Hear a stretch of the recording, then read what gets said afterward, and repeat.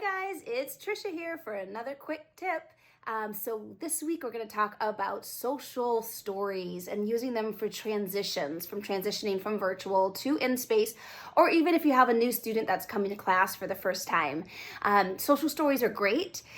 They kind of narrate what to expect and how they should act and how they should behave and things like that. So, and you want to use short sentences. So for example, here's some things you might want to consider adding to a social story. So like I said before, what to expect. What should they expect once they walk into the room? Where do they need to put their things? How do they need to behave when they're in certain spaces? How do they need to maybe respond to certain challenges? You know, of course, we all have challenges. Some things are hard and it might get us a little frustrated. So what are some strategies that they can use to help them cope with certain challenges that may be a little bit overwhelming, or how to ask for a break or help or that type of thing. Also, think about like how do you want them to participate in the class? What does that look like? What does participation look like? Maybe who's going to be there? So is it going to be the teacher and an assistant and some friends, or is everyone going to have their own buddy friend with them? How does that look like, and what can they expect when it comes to that? And then maybe what should they bring? What do they need to bring? Do they need to bring their props from home? Do they need to bring certain shoes? Do they need to wear certain outfits? Whatever it is that you feel that they need to know that would be helpful for them to understand, put it in the social story.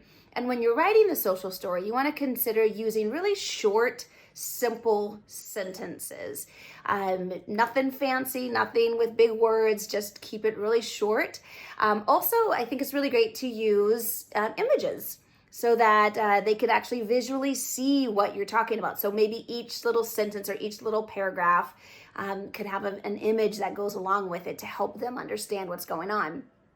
We've even gone as far as videotaping certain parts, well, not certain parts, but each part of the class so that the kids can understand, hey, this is what rhythm lessons looks like. This is what it looks like when we warm up. This is what it looks like when we do our dance. This is what it looks like when we have games. And the parents have found it really helpful to show their kids those videos before coming into class so they know what to expect.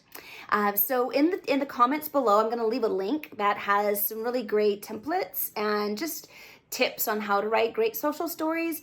They're super, super useful. So in the comments, go ahead and leave any social stories that you may have created for your students that you found helpful so that we can all participate and benefit from everyone's knowledge and experience. That is it for this week. Have fun. Have a great week, everybody.